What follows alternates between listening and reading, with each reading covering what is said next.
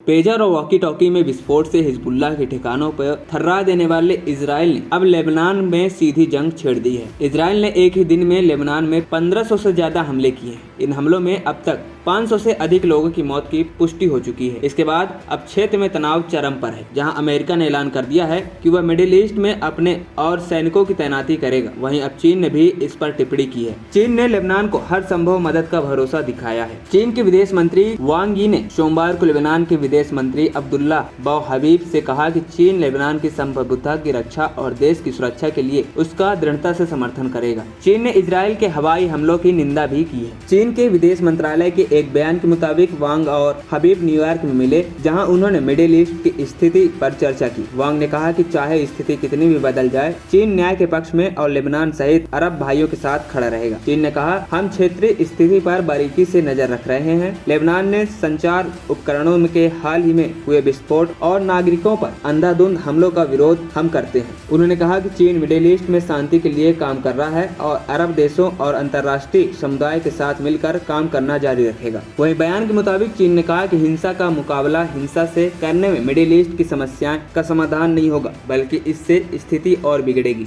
चीनी विदेश मंत्री ने कहा कि अंतर्राष्ट्रीय समुदाय को एक स्पष्ट स्थिति बनानी चाहिए और क्षेत्रीय देशों को एकजुट होना चाहिए। वांग ने कहा, चीन स्थायी युद्ध विराम और 2 स्टेट सॉल्यूशन को प्रभावी ढंग से लागू करने में अपनी सहमति दिखाता है। एएनपी टाइम्स की रिपोर्ट।